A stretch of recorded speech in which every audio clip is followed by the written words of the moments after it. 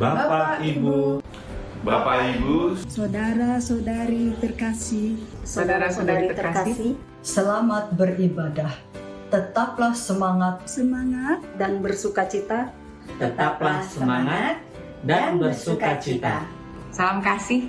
salam kasih. Salam kasih. Tuhan Yesus memberkati.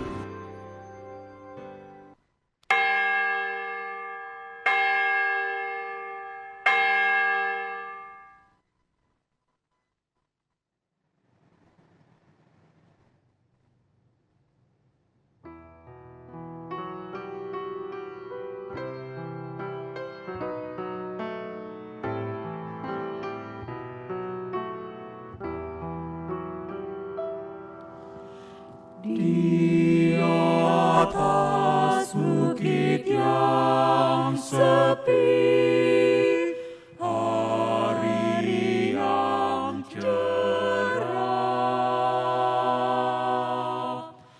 Tuhan Yesus terangkatlah sambil memberi berkat.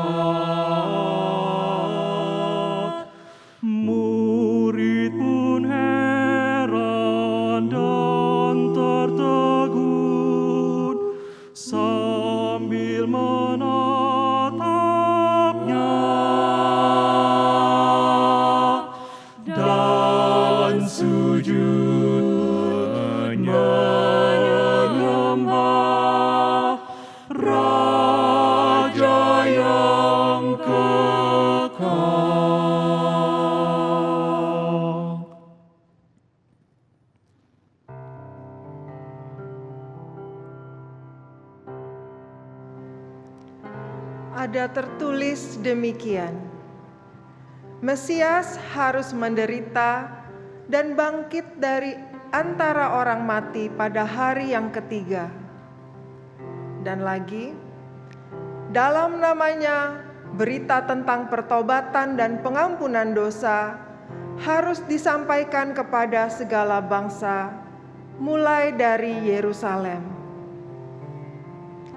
Kamu adalah saksi dari semuanya ini, dan aku akan mengirim kepadamu apa yang dijanjikan Bapa-Ku. Tetapi kamu harus tinggal di dalam kota ini sampai kamu diperlengkapi dengan kekuasaan dari tempat tinggi.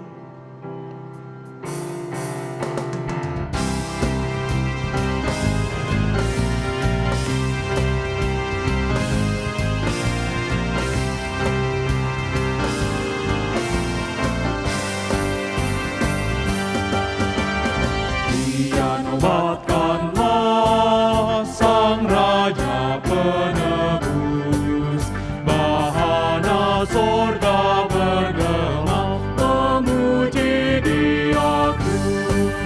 Hai bangun jiwaku, bernyanyilah serta memuji Juru Selamat-Mu kekal selamanya.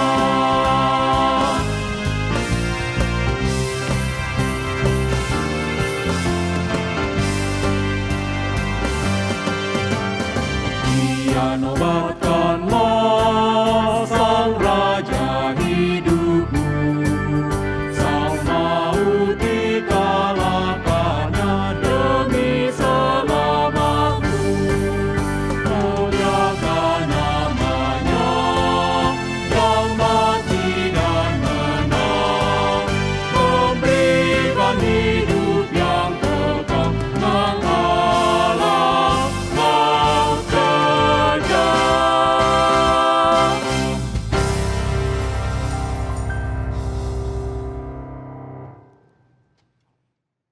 Ibadah kenaikan Tuhan Yesus Kristus ke surga ini kiranya berlangsung dengan sebuah keyakinan bahwa pertolongan kita ialah di dalam nama Allah, Bapa dan Anak dan Roh Kudus yang tak berkesudahan kasih setianya.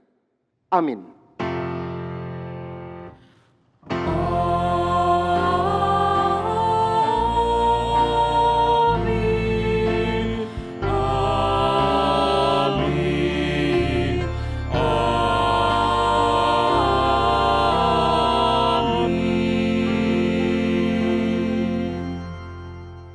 Tuhan beserta saudara sekalian.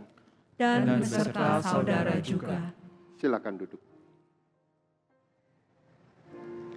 Kenaikan Yesus ke surga mengingatkan kita bahwa karya keselamatan Yesus telah diserahkan kepada kita untuk kita lanjutkan. Yesus telah berkata, "Kepadaku telah diberikan segala kuasa di surga dan di bumi. Karena itu, pergilah, jadikanlah semua bangsa murid-Ku, dan baptislah mereka dalam nama Bapa dan Anak dan Roh Kudus. Dan ajarlah mereka melakukan segala sesuatu yang telah Kuperintahkan kepadamu."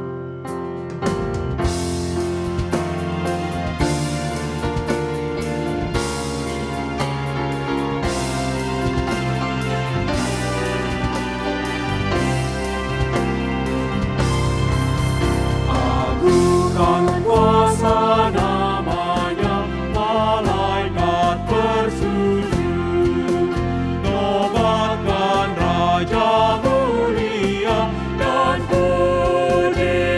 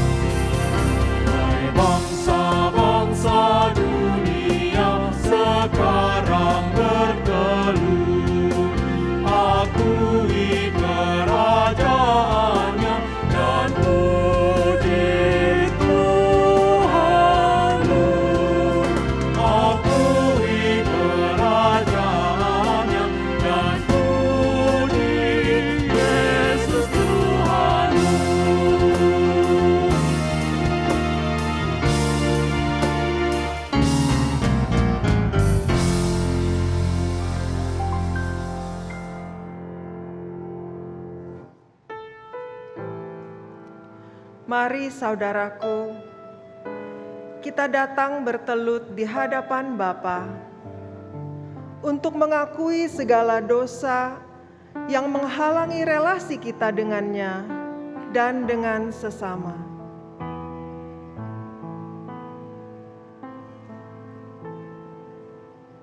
Di muka Tuhan Yesus, betapa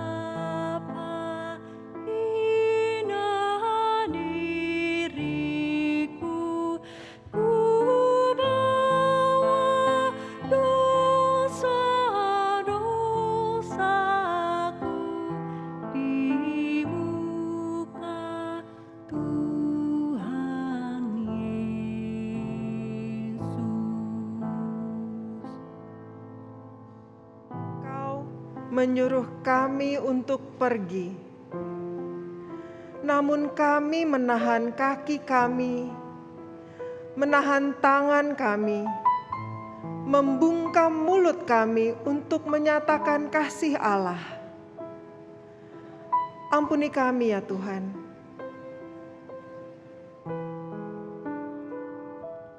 Di muka Tuhan Yesus tersungkur karena dosaku,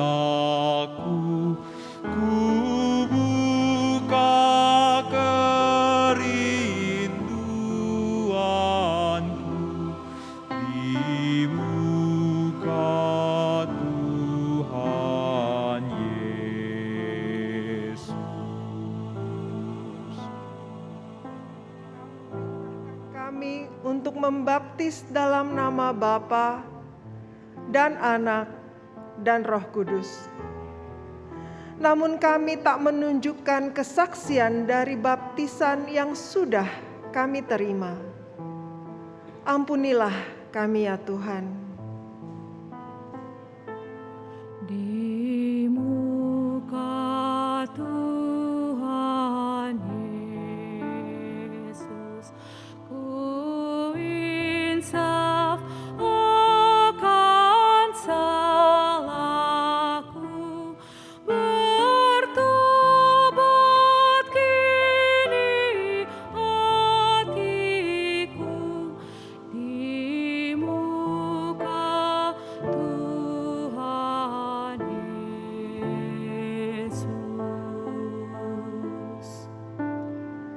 Beri kami hikmat-Mu ya Allah, sehingga kami mampu memaknai setiap peristiwa dalam hidup ini. Mampukan kami jadi saksi-Mu. Di muka Tuhan Yesus, ku dapat kasih sayang-Nya, hatiku pasrah berserah di muka Tuhan Yesus. Di dalam nama-Mu kami berdoa. Amin. Saya mengundang jemaat sekalian untuk bangkit berdiri.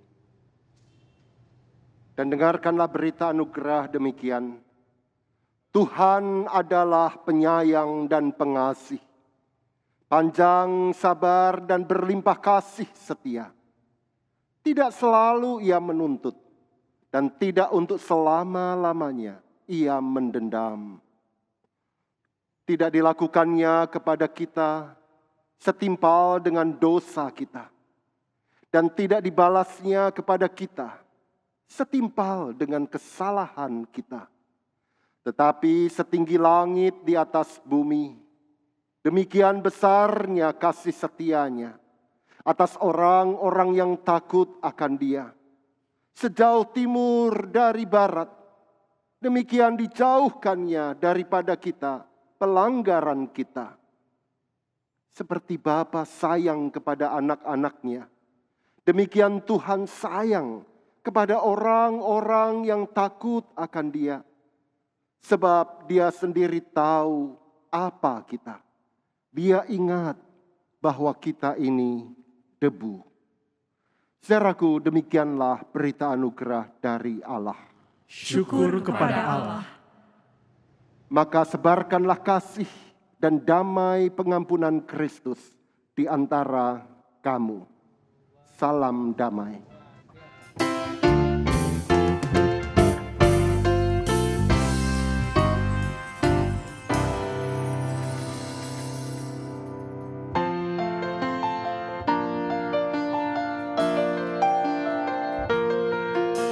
Mereka berkata jangan bimbang, karena Engkau selalu beserta.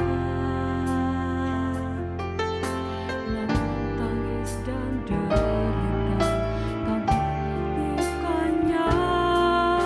Haruskah aku tetap percaya?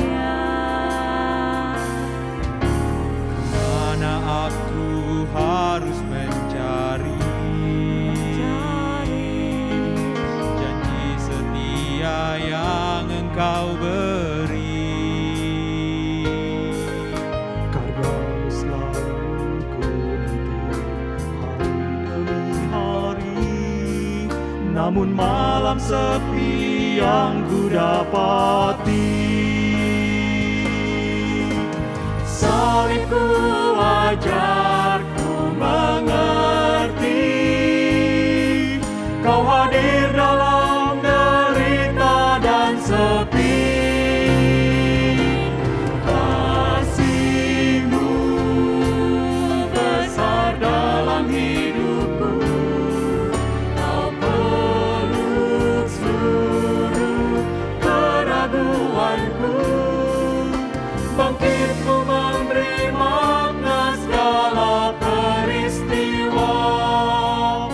Ajarku untuk menemukannya.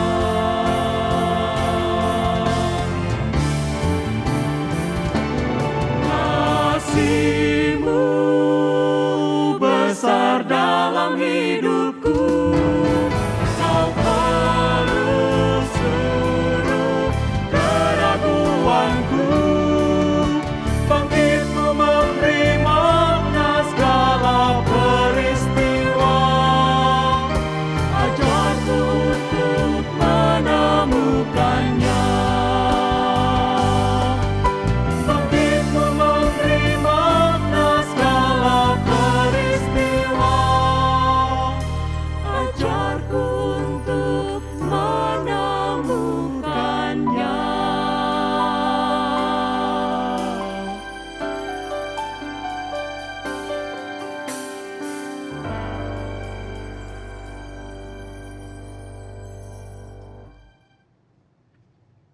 Mari saudaraku kita bersatu di dalam doa. Izinkanlah kami ya Allah untuk merajutkan seluruh peristiwa hidup kami ke dalam peristiwa Kristus. Izinkanlah kami untuk senantiasa melihat apapun yang terjadi di dalam diri Yesus Tuhan kami. Di dalam kelahiran, karyanya, penderitaannya, penyaliban, kematian, namun juga kebangkitannya. Di dalamnya hidup kami pun kami alami sebagai tanda cinta Tuhan. Dan hari ini kami hendak merenungkan sebuah peristiwa Kristus yang luar biasa. Kenaikan Yesus Kristus ke surga untuk menggenapi seluruh janji yang diterima oleh umat-Mu di perjanjian lama. Tetapi juga menjadi pokok iman kami bahwa semua yang Allah janjikan bagi hidup kami, umat Tuhan, kini dan di sini, akan digenapi oleh Yesus Tuhan kami. Oleh karena itu bersabdalah ya Allah, sebab kami semua umat-Mu siap untuk mendengarkan. Tolong hamba-Mu dalam kerapuhannya untuk menyampaikan kebenaran firman Tuhan ini. Di dalam nama Yesus Kristus kami berdoa. Amin. Bacaan pertama, Kisah Para Rasul 1 ayat 1 sampai dengan 11. Kisah Para Rasul 1 ayat 1. Hai Theophilus, dalam bukuku yang pertama aku menulis tentang segala sesuatu yang dikerjakan dan diajarkan Yesus sampai pada hari Ia terangkat. Sebelum itu Ia telah memberi perintahnya oleh Roh Kudus kepada rasul-rasul yang dipilihnya. Kepada mereka Ia menunjukkan dirinya setelah penderitaannya selesai, dan dengan banyak tanda Ia membuktikan bahwa Ia hidup. Sebab selama 40 hari Ia berulang-ulang menampakkan diri dan berbicara kepada mereka tentang kerajaan Allah. Pada suatu hari ketika Ia makan bersama-sama dengan mereka, Ia melarang mereka meninggalkan Yerusalem dan menyuruh mereka tinggal di situ menantikan janji Bapa yang demikian katanya. Telah kamu dengar daripadaku, sebab Yohanes membaptis dengan air, tetapi tidak lama lagi kamu akan dibaptis dengan Roh Kudus. Maka bertanyalah mereka yang berkumpul di situ, Tuhan, maukah Engkau pada masa ini memulihkan kerajaan bagi Israel?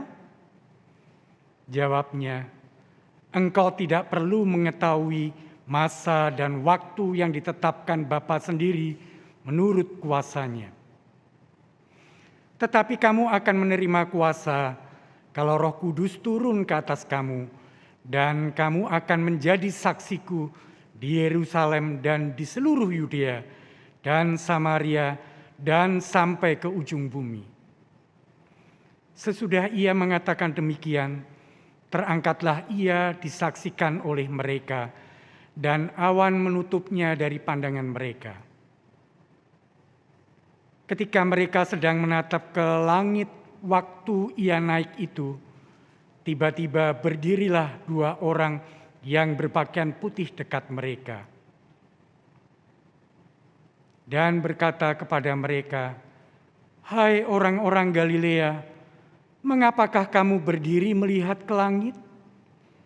Yesus ini yang terangkat ke surga meninggalkan kamu, akan datang kembali dengan cara yang sama seperti kamu melihat Dia naik ke surga." Demikianlah sabda Allah. Syukur kepada Allah.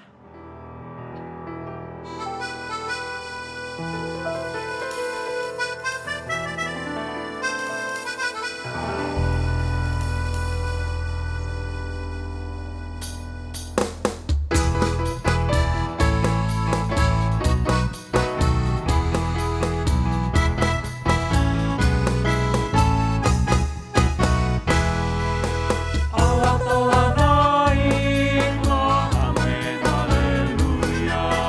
Diiringi sorakan, amin, haleluya. Mari bagi Dia bermazmur, amin, haleluya. Mari bagi Dia bermazmur, amin, haleluya. Mari bertepuk tangan, hai segala bangsa, dengan sorak-soraimu sanjung Allahmu. Karena yang maha tinggi, Tuhanmu yang dahsyat, Dia Raja yang besar atas seluruh bumi.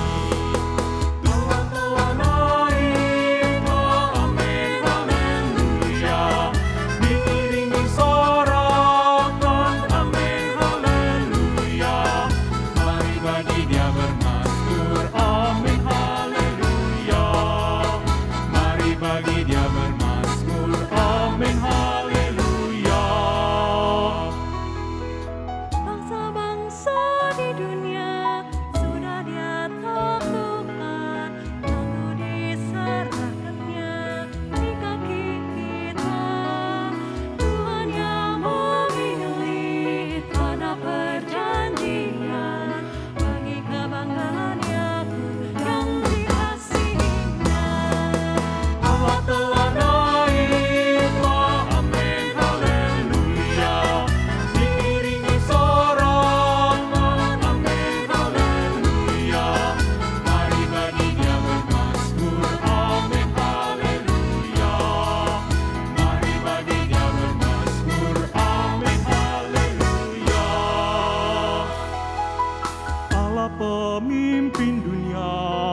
Raja bangsa-bangsa, di tatanya yang kudus Tuhan menetap. Para pemuka bangsa adalah umat-Nya, yang punya perisai bumi, Kau Tuhan termulia. Allah telah naik, amin, haleluya. Diiringi sorangan, amin, haleluya. Mari bagi Dia bermazmur, amin, haleluya. Mari bagi Dia bermazmur, amin, haleluya. Bacaan kedua, Efesus 1 ayat 15 sampai 23. Efesus 1 ayat 15.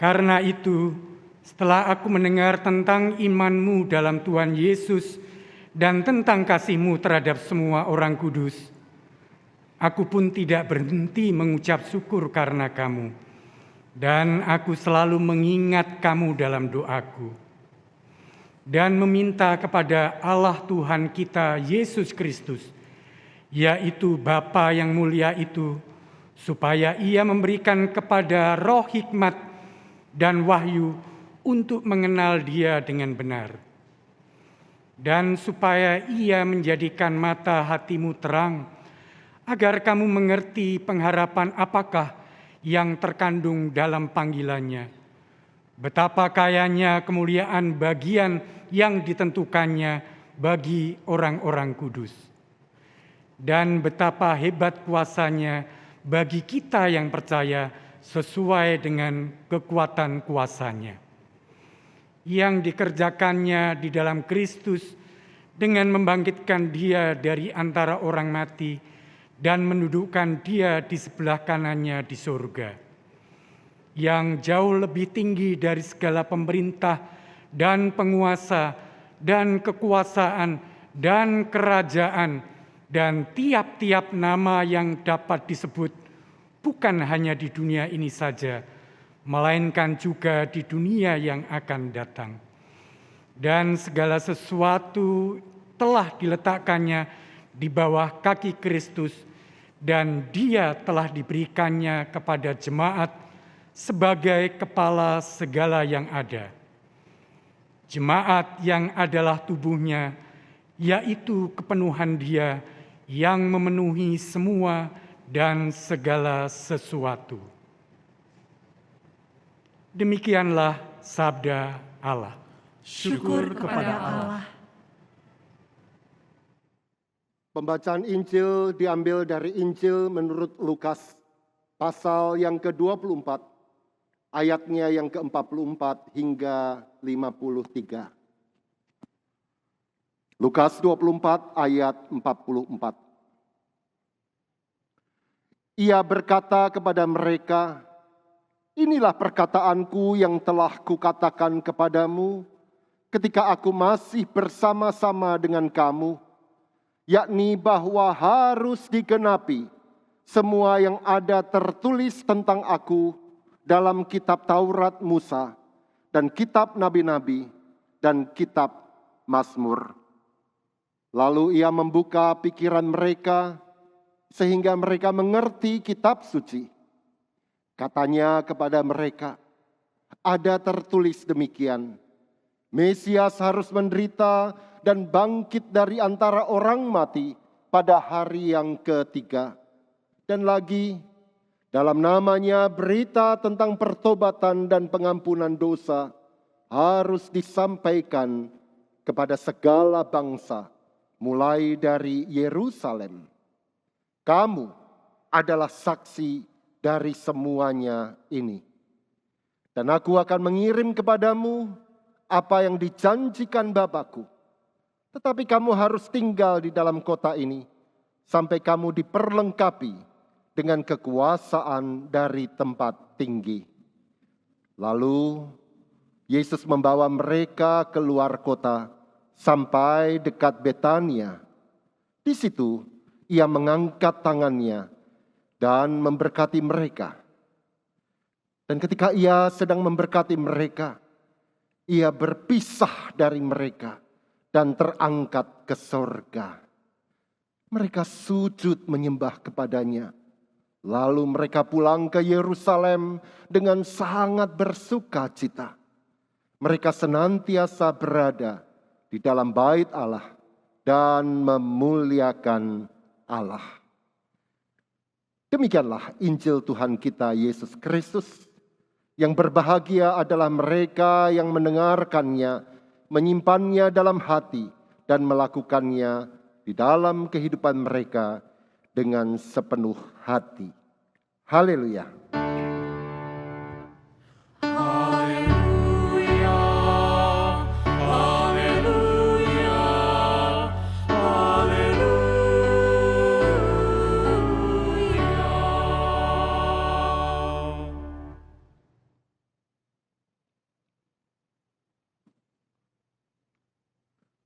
Saudara yang terkasih di dalam Yesus Kristus, peristiwa kenaikan Tuhan kita Yesus Kristus ke surga kerap kali dianggap sebagai sebuah peristiwa kurang penting di dalam rentetan peristiwa hari raya gerejawi. Tentu kita sepakat bahwa ada dua yang terpenting, paling penting, yaitu Paskah dan Natal. Dan bagi umat Kristen, Paskah itu yang paling penting dari semua yang penting itu. Tetapi itu tidak berarti bahwa kemudian kita tidak menganggap penting peristiwa kenaikan Yesus Kristus ke surga. Ternyata tidak hanya gereja dan umat Kristen, di kalangan para teolog pun peristiwa ini juga tampaknya kurang mendapat perhatian yang cukup. Padahal ketahuilah bahwa makna dari peristiwa ini luar biasa penting. Dan itulah yang akan kita renungkan pada hari istimewa ini. Tentu saja peristiwa yang maha agung ini, Yesus diangkat naik ke surga itu dapat direfleksikan dari berbagai cara dan dari banyak sudut pandang. Akan tetapi, hari ini saya mengajak Anda untuk mendekati peristiwa unik ini dari satu kata kunci yang menjadi tema kita, yaitu penggenapan. Untuk itu mari kita kembali menengok kitab suci dari bacaan Injil Lukas 24 ayat yang ke-44. Dikatakan begini, ia berkata kepada mereka, inilah perkataanku yang telah kukatakan kepadamu ketika aku masih bersama-sama dengan kamu, yakni bahwa harus digenapi semua yang ada tertulis tentang aku dalam kitab Taurat Musa dan kitab Nabi-Nabi dan kitab Mazmur. Harus digenapi semua yang ada tertulis tentang aku. Nah, saudaraku, Yesus mengantar kenaikannya ke surga ini dengan sebuah pernyataan tegas bahwa bukan hanya semua yang dia alami, bukan hanya semua yang dia kerjakan yang digenapi dari semua yang tertulis dalam perjanjian lama, tetapi semua yang tertulis dalam perjanjian lama itu terpusat pada pribadi Yesus Kristus itu. Bukan pada karya, tapi pada pribadi. Nah, pembedaan antara karya dan pribadi Yesus ini sangat menarik. Yesus mengawali kenaikannya dengan perkataan ini, bahwa yang harus digenapi itu semua tentang aku. Bukan soal apa yang aku kerjakan, bukan soal karya dari Allah di dalam Yesus, tetapi soal Allah yang hadir sepenuh-penuhnya di dalam pribadi Yesus Kristus itu. bukan soal janji Allah buat saya dan Anda, tapi fokusnya pada Allah yang hadir dalam pribadi yang kedua, yaitu Yesus Kristus. Nah, ini penting saudara untuk membedakan, walaupun kita tentu tidak bisa memisahkan antara pribadi dan karya Yesus Kristus. Ini dua hal yang berbeda. Maka banyak orang Kristen yang ternyata hanya peduli pada karya Yesus, pada apa yang Allah lakukan bagi mereka. Allah memberkati, Allah menyembuhkan, Allah menjagai, Allah menyelesaikan masalahnya, dan seterusnya dan sebagainya. Anda tambahkan sendiri. Dan tanpa sadar, pribadi Allah di dalam Yesus Kristus itu menjadi tidak lebih penting dari tindakan yang kita nikmati dari Allah itu. Dan secara perlahan, fokus kita bukan lagi pada Allah yang melakukan ini dan itu, tetapi fokus kita terletak pada apa yang Allah lakukan. Berkat Allah, penyembuhan dari Allah, dan seterusnya dan sebagainya.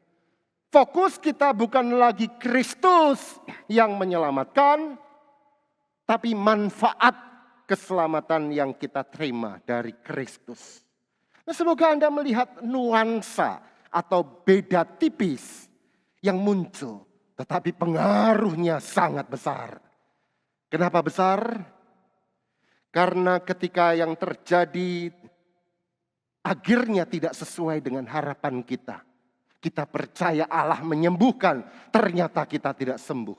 Kita percaya Allah memberkati, ternyata kita bergumul secara finansial dan seterusnya dan sebagainya. Maka dengan sangat mudah kita menyalahkan Allah itu. Kita mudah kehilangan cinta dan iman pada Yesus Kristus karena yang kita alami itu berbeda dengan yang dipersaksikan dalam kitab suci. Oleh karena itu hari ini saya ingin katakan kepada Anda, fokuskan iman Anda pada si pemberi berkat dan bukan pada berkat yang Anda harapkan. Fokuskan iman Anda pada si pemberi dan pembuat mukjizat dan bukan mukjizat itu. Sehingga ketika mukjizat berkat yang Anda harapkan itu tidak Anda terima seperti yang Anda harapkan, kita tetap bisa mencintai Allah di dalam Yesus. Maka ucapan Yesus ini penting. Harus digenapi semua yang ada tertulis tentang aku. Nah, dengan keterpusatan pada pribadi Yesus, anak Allah yang menjadi manusia, yang berkarya dalam cinta, mati dan bangkit, dan kini naik ke surga itu, mari kita merenungkan apa artinya penggenapan. Apa artinya ketika Yesus berkata harus digenapi? Ada 3 saudara. Penggenapan arti yang pertama adalah membuktikan apa yang sudah dijanjikan dulu. Itu arti yang pertama. Dan secara eksplisit dikatakan pada ayat 44. Harus digenapi semua yang tertulis tentang aku dalam kitab Taurat, kitab para nabi, dan kitab Mazmur. Dan ada begitu banyak catatan dalam Injil yang menunjukkan bahwa memang peristiwa-peristiwa Yesus mulai dari kelahiran sampai kenaikannya sudah dijanjikan.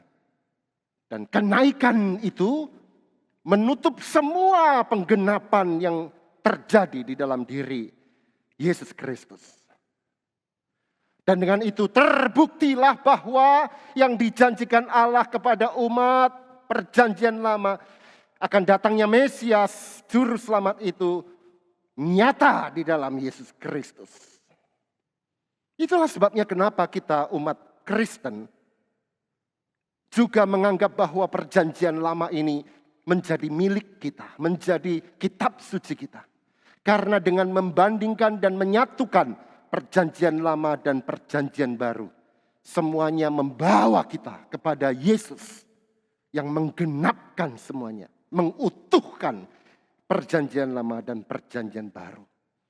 Nah, apa artinya ini buat kita? Yaitu bahwa jika Yesus Kristus menggenapi semua janji Allah di masa silam, seperti yang tercatat dalam perjanjian lama, maka itu memberi jaminan, kepastian, bahwa ia juga akan menggenapi janji-janjinya kepada kita, Anda dan saya, di masa depan. Dan itu yang memberi kita keteguhan hati, saya mau dan berani berjalan ke masa depan segelap apapun. Sebab dia sudah membuktikan janjinya, menggenapi janjinya, maka dia juga akan menggenapi janjinya kelak. Maka misalnya ketika dia naik ke surga ada serangkaian janji yang dia berikan. Dalam bacaan Lukas kita membaca, aku akan mengirim kepadamu apa yang dijanjikan Bapakku. Maksudnya adalah Roh Kudus. Dalam Kisah 1 ayat 11 dikatakan dia akan datang kembali. Dan banyak janji-janji yang lain. Percayalah. Dia sudah genapi itu. Semua janji Allah di perjanjian lama. Dan hari ini kita hidup di bawah janji Allah. Maka berjalanlah dengan berani. Karena dia pasti akan menggenapinya. Seberat apapun hidupmu. Itu makna yang pertama. Makna yang kedua dari penggenapan adalah bahwa penggenapan itu berarti membuat yang tadinya masih tersisa kosong atau tidak penuh menjadi penuh. Kalau ada botol yang isinya separuh, ini belum genap, belum utuh, belum penuh. Maka penggenapan berarti menjadikan penuh apa yang memang sudah ada isinya, tetapi belum penuh. Itu arti penggenapan. Yang tidak utuh dibuat utuh. Yang tidak penuh dibuat penuh.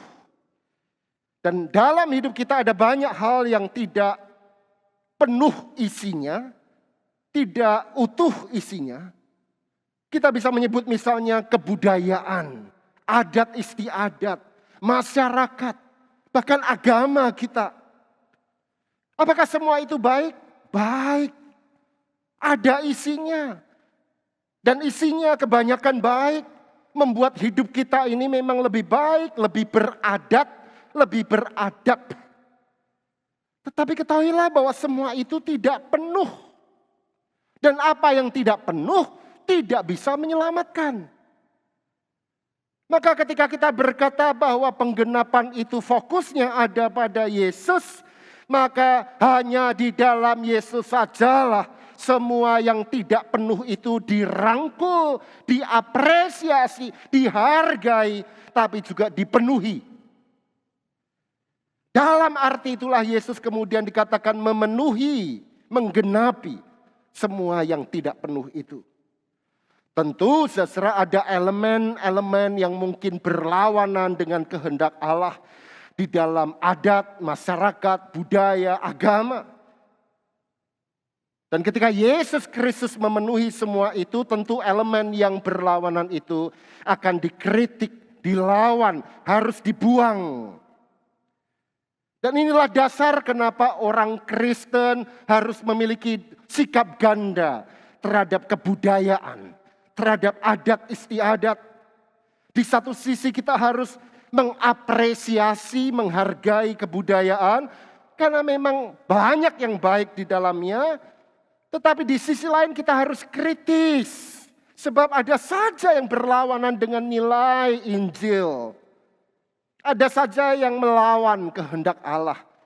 Dan karena itu harus kita lawan dan kita kritik. Dan itulah sebabnya kenapa di dalam Injil khususnya Matius muncul pola yang sangat menarik. Kalau Anda membaca Matius 5 misalnya. Terdapat sebuah pola Yesus berkata, engkau sudah mendengar hukum, tetapi aku berkata ini. Misalnya, ada tertulis, engkau sudah mendengar, jangan membunuh. Tetapi aku berkata, jangan marah. Jadi Yesus ingin menggenapi apa yang kurang di dalam perintah jangan membunuh itu. Dengan apa? Dengan menunjukkan motif terdalam kenapa orang membunuh, yaitu kemarahan batin.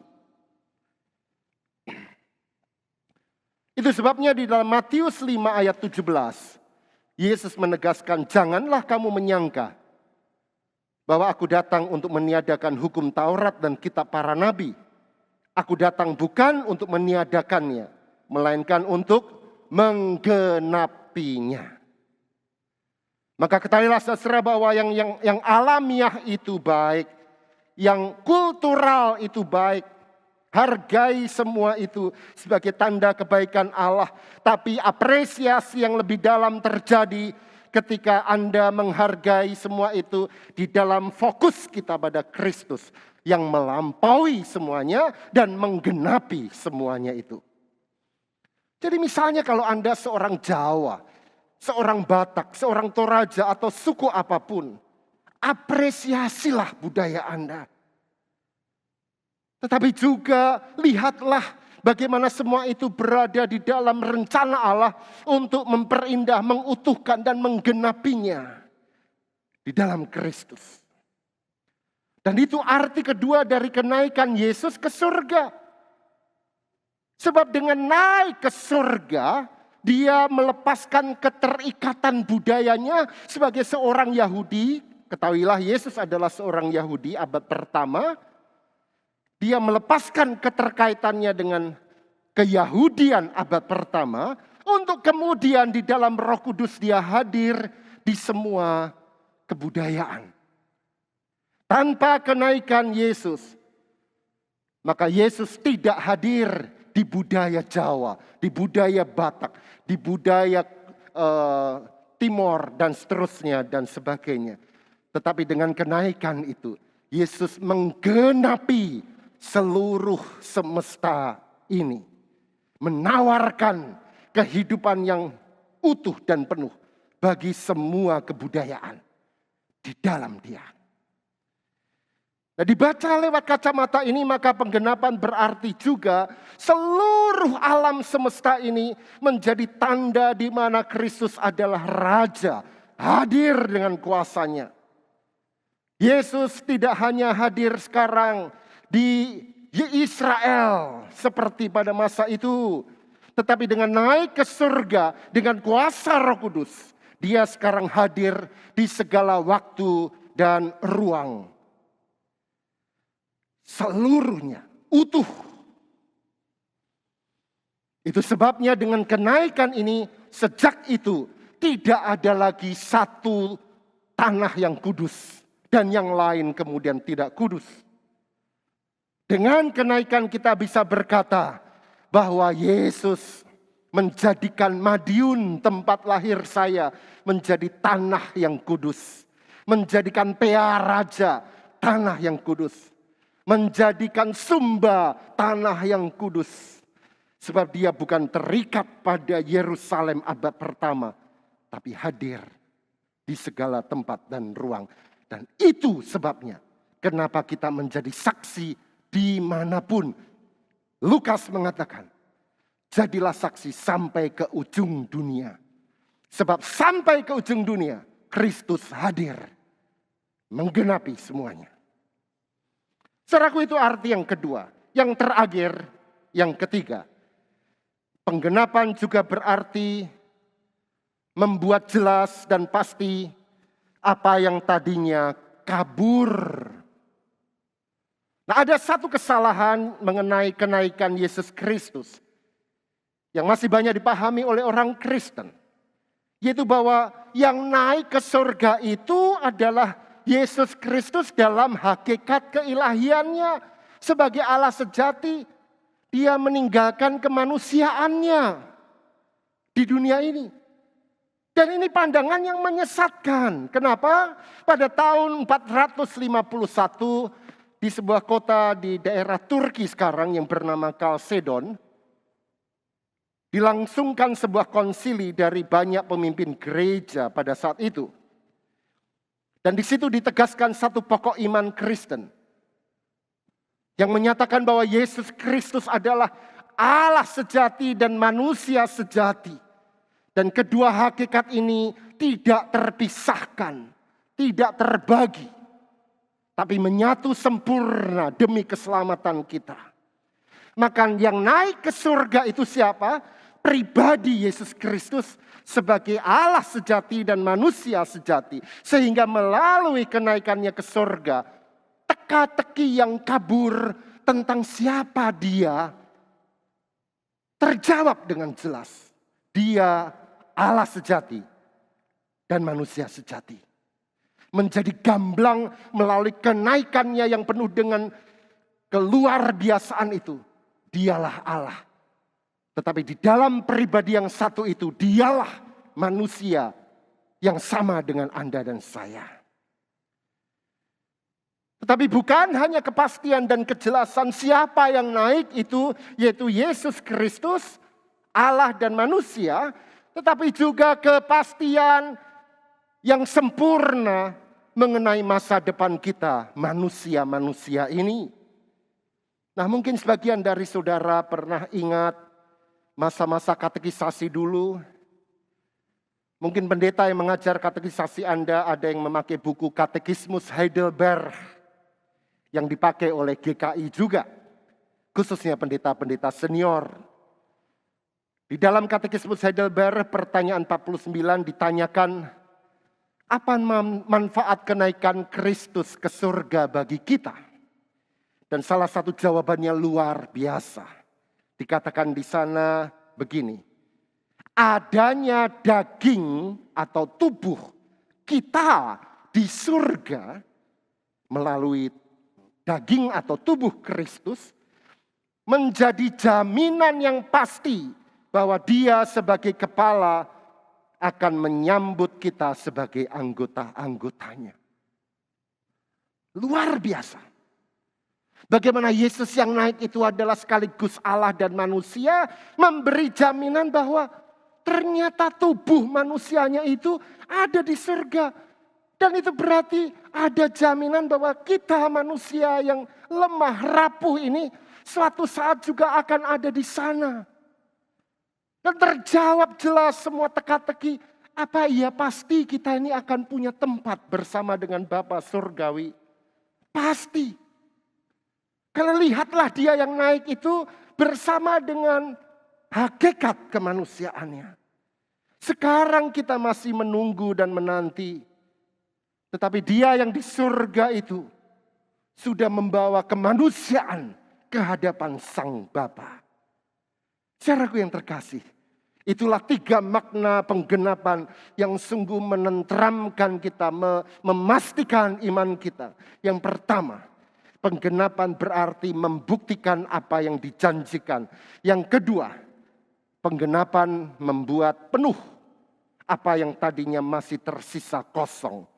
Dan yang ketiga, penggenapan berarti membuat jelas apa yang tadinya kabur. Dan kiranya iman saudara semakin diteguhkan. Dan dengan itu kita mau dan punya kekuatan untuk menjadi saksi dari Kristus yang bangkit dan naik itu. Terpujilah Tuhan. Amin.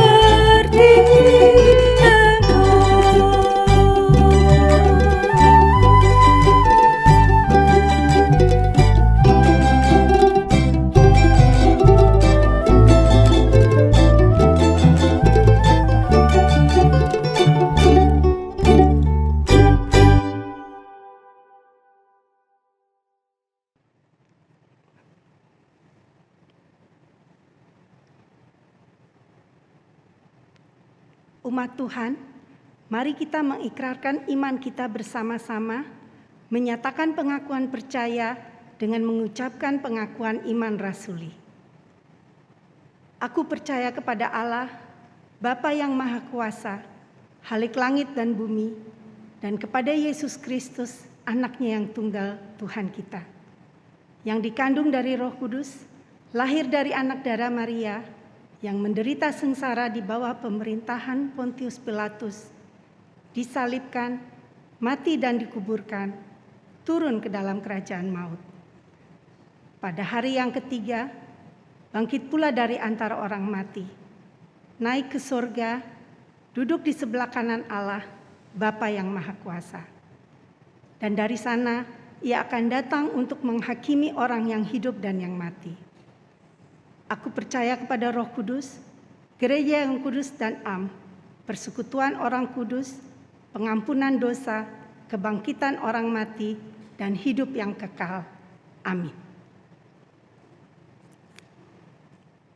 Mari kita naikkan doa-doa syafaat kita ke hadapan Tuhan. Kita berdoa.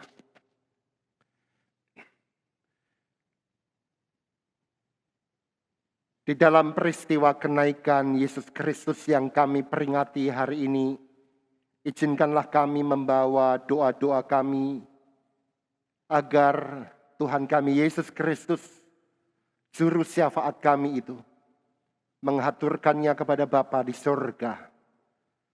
Kami berdoa untuk segenap anggota jemaat GKI Pondok Indah yang terus bergumul di masa pandemik yang berkepanjangan ini. Mereka yang kesepian di rumah, temanilah ya Allah. Mereka yang sakit baik di rumah maupun di rumah sakit, sembuhkanlah. Mereka yang harus berjuang secara ekonomis dan finansial, peliharalah. Mereka yang harus berjuang di dalam konflik dan pertikaian, perdamaikanlah. Mereka yang hidup di dalam kekhawatiran bahkan depresi, teduhkanlah hati mereka. Kami juga ingin berdoa untuk para sahabat yang Tuhan panggil melalui gereja ini untuk menjadi pelayan dan sahabat sebagai anggota majelis jemaat, pegiat, dengan tugas apapun, biarlah mereka menjadi tanda kebaikan Allah bagi dunia ini. Kami berdoa juga untuk bangsa kami Indonesia. Kami bersyukur untuk segenap usaha yang dilakukan oleh Bapak Presiden beserta dengan seluruh pejabat dan pelayan masyarakat. Bekerja keras untuk menyudahi epidemi COVID-19 di negara kami. Berkatilah usaha itu ya Tuhan. Khususnya ketika kami sebagai bangsa akan memasuki sebuah peristiwa sosial melalui Lebaran, biarlah peristiwa ini menjadi momen kegembiraan bagi banyak saudara-saudari kami, dan mereka dapat terus menjaga diri untuk tidak menjadi sarana penyebaran virus COVID-19 ini, sehingga makin tentram dan amanlah bangsa kami ini. Kami berdoa untuk saudara-saudara kami yang sampai hari ini masih terus bergulat dengan akibat dari bencana alam yang menghantam dan menghancurkan tata hidup mereka. Berikan belas kasihan-Mu Tuhan, agar mereka boleh dipulihkan dan kembali dapat bekerja dan menjalani hidup dengan tenang di dalam rahmat Tuhan. Bersama dengan doa-doa tak terucapkan dalam hati kami masing-masing, kami ingin bawa doa-doa kami ini kepada Bapa di sorga, di dalam kuasa cinta Roh Kudus, Di dalam nama Tuhan kami Yesus Kristus yang telah mengajar kami untuk berdoa. Bapa kami yang di surga, dikuduskanlah namamu, datanglah kerajaanmu, jadilah kehendakmu di bumi seperti di surga. Berikanlah kami pada hari ini makanan kami yang secukupnya, dan ampunilah kami akan kesalahan kami, seperti kami juga mengampuni orang yang bersalah kepada kami. Dan janganlah membawa kami ke dalam pencobaan, tetapi lepaskanlah kami dari yang jahat. Karena Engkaulah yang empunya kerajaan dan kuasa dan kemuliaan sampai selama-lamanya. Amin.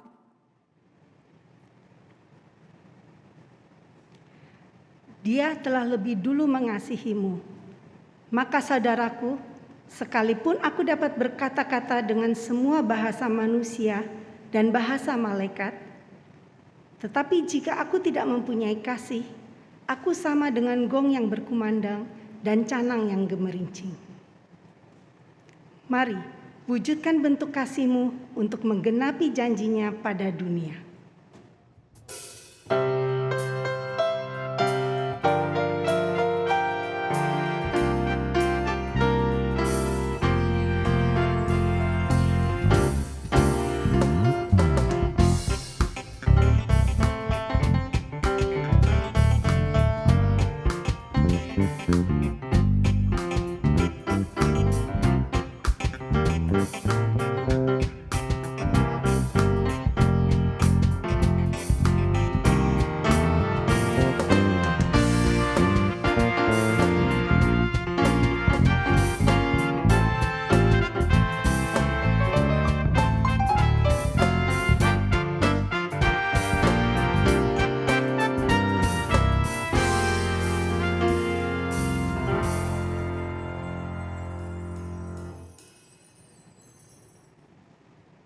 Mari kita berdoa. Allah Bapa di surga, syukur kami sampaikan ke hadirat-Mu ya Tuhan, atas penggenapan dan janji Tuhan yang begitu nyata senantiasa mendampingi kami. Syukur ini kami nyatakan melalui persembahan syukur kami. Berkati dan kuduskanlah ya Bapa, agar dapat menjadi alat penggenapan janji Tuhan di muka bumi. Dalam nama Tuhan Yesus kami berdoa. Amin.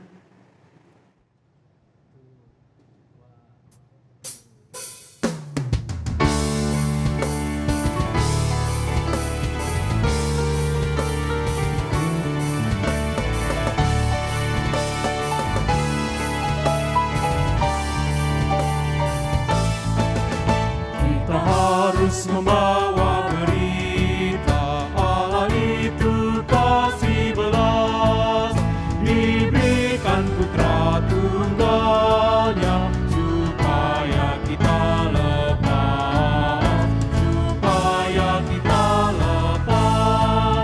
karena gelap jadi remang pagi dan remang jadi siang terang.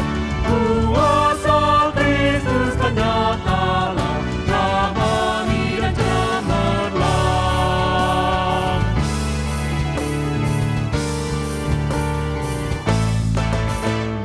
harus bersaksi di dunia tentang kuasa darah kudus. Semoga yang masih sangsi terima sang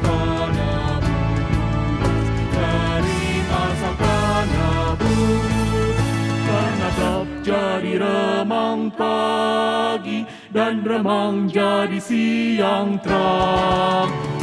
Kuasa Kristus kan nyata, ramani dan cemerlang.